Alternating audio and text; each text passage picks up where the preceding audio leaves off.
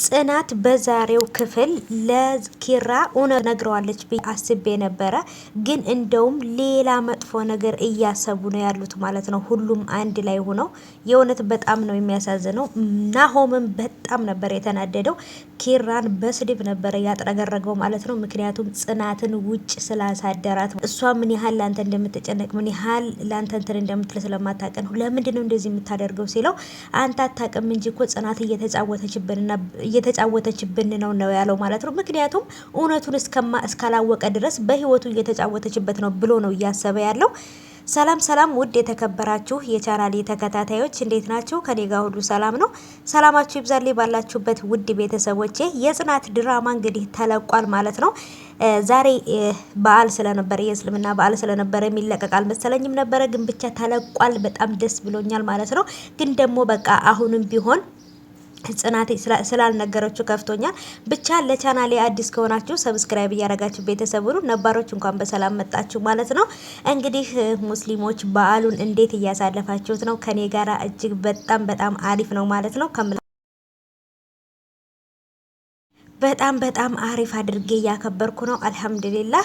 እና ስለዚህ ውዶቼ እንግዲህ ጽናት በአሁኑ በዚህ ክፍል ትነግረዋለች ብዬ ነበረ ለኪራ። ምክንያቱም ነገሮች እየተደራረቡባት ስለነበረ ይሄ ሁሉ ነገር ሲደራረብባት በቃ አቅም አንሷት ሁሉ ነገር ታፈነደዋለች ብዬ ነበረ። እንደውም አሁን ጓደኛዋና ምሩ እሷ አንድ ላይ ሆነው ሌላ ነገር እያሰቡ ነው። ኪራ እንዴት ነው የአንቺ ፍቅር እንዲቆርጥለት የምናደርገው ብሎ የሆነ ነገር እየተመካከሩ ነው። እንደውም ጭራሽ ኪራ ሊያሳብደው የሚችል ነገር አስበዋል። ይሄ በፊት ለፊት የምታዩት የኪራ ጓደኛ ነው። ሴትን ልጅ አይቶ በጭራሽ ማለፍ አይችልም። ስለዚህ ሁሉንም ሴቶች መልከፍ የሚወድ ለካፌ ልጅ ነው ማለት ነው። ልጁ በጣም መጥፎ ጸባይ ያለበት ልጅ ነው።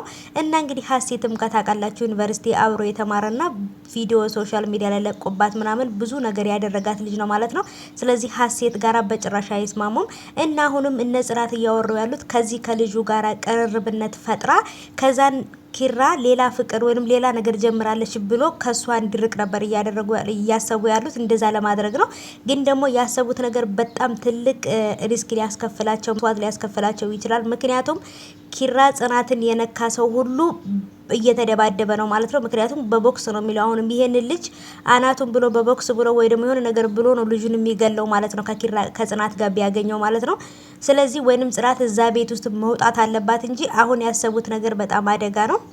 ለልጁም ጥሩ አይደለም፣ ለጽናትም ጥሩ አይደለም ማለት ነው።